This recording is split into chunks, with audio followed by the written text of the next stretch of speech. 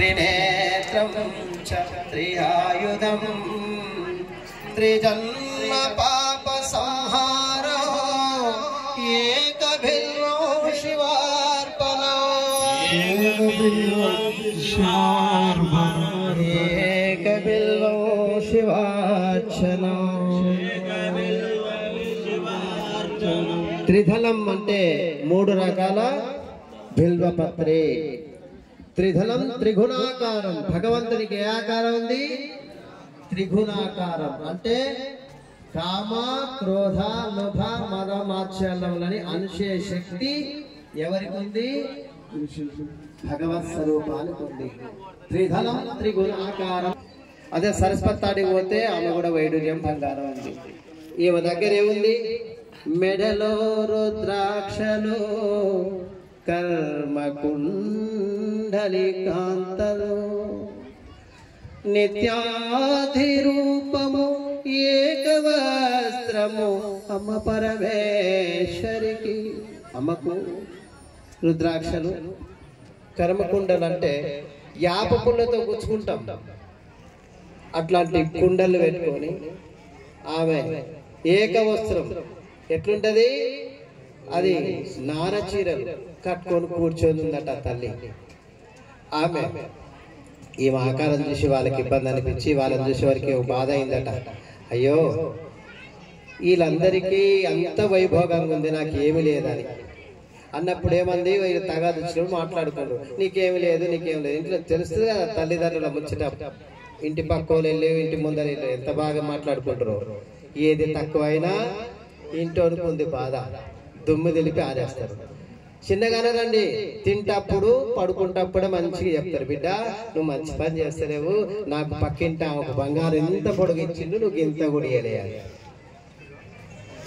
వాళ్ళ మనం బాగుపడతాం ఇట్లా కూడా చేస్తా తల్లి ఉన్నప్పుడు కాపాడుకుందాం లేనప్పుడు నేను కూడా ఇస్తా అంటారు అందుకే సధర్మచారి నీ శరీరం ఉన్నంత వరకు కేవలం చూడండి మూడు తాళ్ళ ముళ్ళు మూడు ముళ్ళే ఏ తాడుకు గట్టిగా పనికొస్తే వస్తుంది కదా మన శరీరం పడిపోయిందాక తన శరీరం పడిపోయిందాక తల్లిని ఎమ్మడి ఉంటుంది కానీ నువ్వేం చేస్తున్నావు తింటున్నావు తాగుతున్నావు నాసులు సోపం చేసి ఇల్లావని చూస్తలేవు కదా అట్లాగా ఆ భార్య భర్తలకు తగాదు వచ్చినట్టుగా ఆ ఇరువులకు వచ్చిందట ఏమి చేసింది ఎందుకంటే కాలం కూడా అతీతం అవుతుంది కనుక ఆ బిల్వపత్రాలు అయ్యది ఏముంది అంటే పోయింది శివుడి దగ్గరికి ఇంటికాడు వెళ్ళి కాగానే ఇంటికాడికి వచ్చిలోకి కాగానే ఈయన అక్కడ మహానుభుడు ఎట్లుంటాడు నిర్మలాంగ నిత్యానంద నిత్య స్వరూపుడు ఆనంద రూపుడు చూస్తేనే మన కళ్ళు బహిర్గమ్య అంత ఆనందంగా కూర్చుంటాడు శివుడు ఆయన అనుకుంటాట ఆహా ఈ తల్లేదో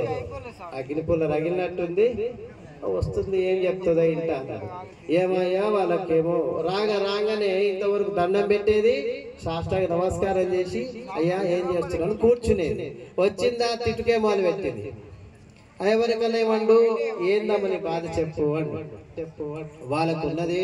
లక్ష్మి దగ్గర సరస్వతి దగ్గర బంగారం బాగుంది నా దగ్గర ఏమి లేదుగా అట్లనా అని చెప్పి ఆయన ఏం చేసిండు బిల్వపత్ర చేతులు ఇచ్చి అమ్మకి ఇంట్లో తీసుకురాబో దీనంతా బంగారం ఏమైనా ఎక్కువద్దు మనకు అని చెప్పినాడు ఈడు ఎట్లా జంగమోడు మాయలోడైనా ఏ మాయ చేస్తుండు అని ఏమనుకుంది ఎందుకంటే శివుడు నమ్మిందంటే ఏ రూప స్వరూపములున్నా విష్ణు రూపం గాని శివరూపంగా బ్రహ్మరూపం గాని ఏ రూపంగా ఉన్నా శివస్వరూపం ఎట్లా అంటాడు భోలా శంకరుడు అందుకే శివదీక్ష చేసుకుంటే అలా ఉన్నంత ఆనందం ఎవరికి చెప్పరాదు సముద్రంలో నీళ్ళల్లో వనగాళ్ళు పడతాయి ఏమైనా మనకు అవపడతాయా అట్లుంటది శివలీల దాంట్లో నీలమైపోతాం ఆయన నామస్మరణ చేస్తేనే ఎంత ఆనందం ఉంటుందో ఈ నామస్మరణతోటే ఈ రోజు నేను ఇంతతో ఆయన భగవత్ నామస్మరణతోటి అందులోటి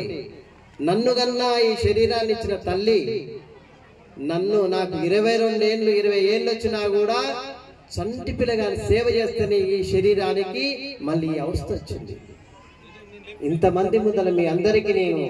నమస్కారం చేసే భాగ్యం కలిగించింది నా తల్లి ఎందుకు చెప్పుకుంటుందంటే తల్లిదండ్రులకు మించిన దైవం లేదు లేదు లేదని జగద్గురు శంకరాచార్య